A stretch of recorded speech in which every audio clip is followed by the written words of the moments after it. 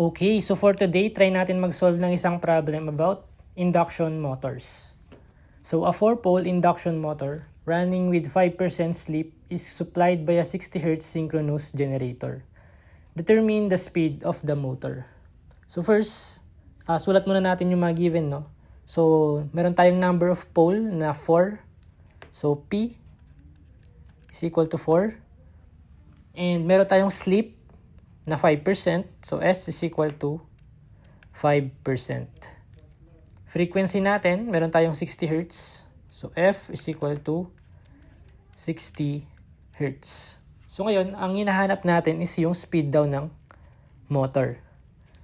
So para makuha yung speed ng motor, so kailangan natin makuha yung NR natin or yung rotor speed. Okay. So NR, so meron kasi tayong formula for NR. So NR or yung rotor speed natin is equal to NS, yun yung synchronous speed, times 1 minus S. So yung S is yung slip natin. So for NS, meron tayong formula for NS na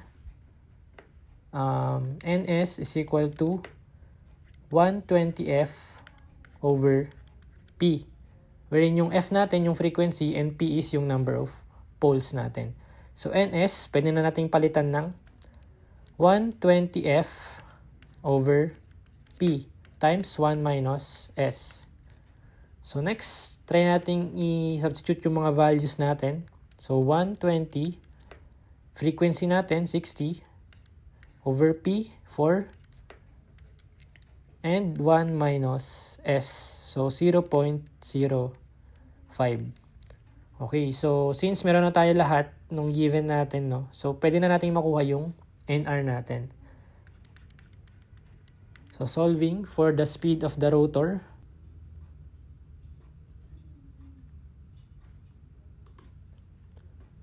So 120 times F natin, 60,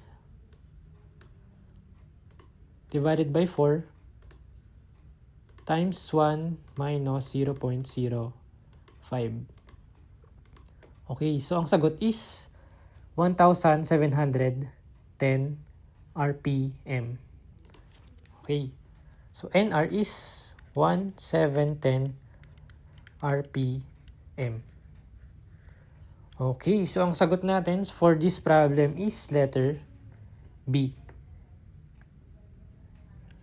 Okay, so with that, thank you ulit sa pakikinig and panonood.